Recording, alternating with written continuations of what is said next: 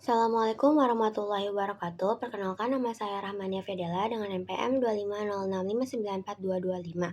Pada kesempatan kali ini saya akan menjelaskan tentang Computer Mediated Communication atau CMC. CMC adalah bentuk komunikasi dengan menggunakan internet. Menurut Turlau DKK 2004, CMC didefinisikan sebagai sebuah bentuk dari human-to-human communication yang dilakukan dengan bantuan komputer. Apa sih perbedaan CMC dengan komunikasi massa? CMC dilakukan secara interpersonal dan kelompok, sedangkan komunikasi massa ditujukan untuk khalayak luas dan umum. Bisa dilihat di sini, human atau manusia menggunakan komputer untuk mengirim pesan, lalu dikirimkan melalui jaringan melalui komputer dan dikirimkan ke manusia lainnya, atau bisa disebut dengan dua mengirimkan pesan melalui komputer dengan menggunakan internet ke orang pertama atau sebaliknya. Sedangkan kalau komunikasi massa itu sumber informasi yaitu manusia dikirimkan melalui media massa seperti TV, radio, koran, website, dan lain-lain dan dikirimkan ke massa atau publik. Konsep CMC. Yang pertama, penggunaan media elektronik, jaringan komunikasi, dan internet. Lalu, komunikan yang terlibat bisa menjadi sender atau receiver simultan. Penerima pesan dapat berupa perorangan atau khalayak, berbentuk synchronous communication dan asynchronous communication. Synchronous communication itu real time dan asynchronous communication itu terdapat delay waktu.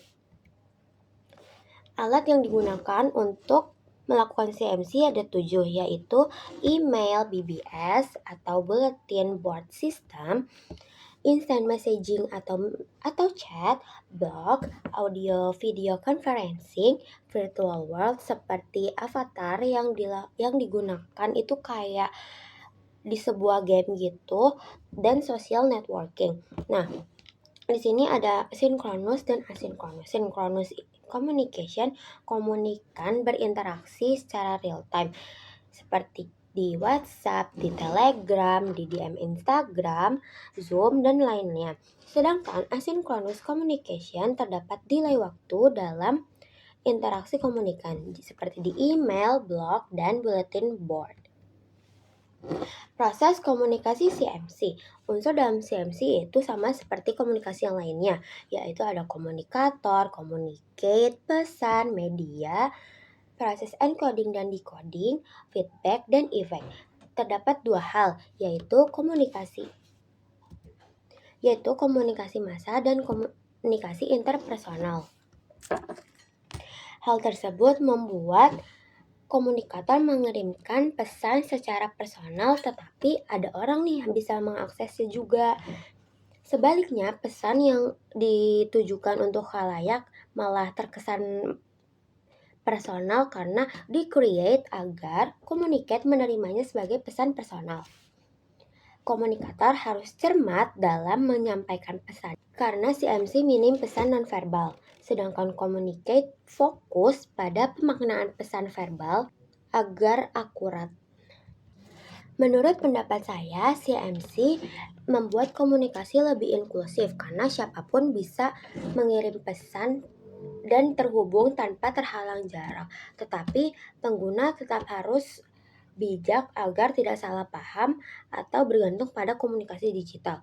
Contohnya seperti ketika saya mengucapkan selamat ulang tahun kepada teman saya yang berulang tahun di story Instagram.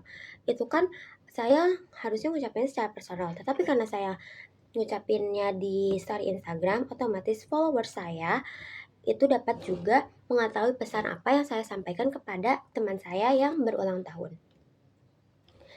Nah, yang selanjutnya ada CMC dalam kehumasan. Kemajuan TIK sangat mempermudah kerja humas karena humas dapat berinteraksi langsung dengan stakeholder, konsumen, dan media melalui berbagai platform. Humas juga dapat memanfaatkan internet secara efektif dan efisien untuk menyebarkan informasi dengan cepat. Dan yang terakhir, humas dapat kreatif memanfaatkan berbagai platform digital untuk menampilkan sisi positif dari suatu perusahaan. Contoh CMC dalam kehumasan yaitu kasus Aqua. Saat Aqua mengalami krisis, yaitu adanya citra negatif yang dilontarkan oleh Kang Deddy Mulyadi bahwa air Aqua berasal dari sumur bor.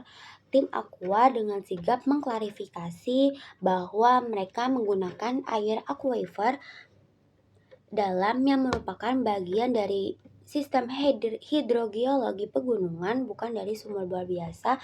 Melalui media-media, tim Humas Aqua mengklarifikasinya, selain lewat media bisa juga ia membuat press release yang dikirim melalui blog atau website Aqua. Sekian penjelasan dari saya, kurang lebihnya saya mohon maaf. Wassalamualaikum warahmatullahi wabarakatuh. Anyway, maaf banget tiba-tiba saya record pakai audio kayak gini karena videonya hilang.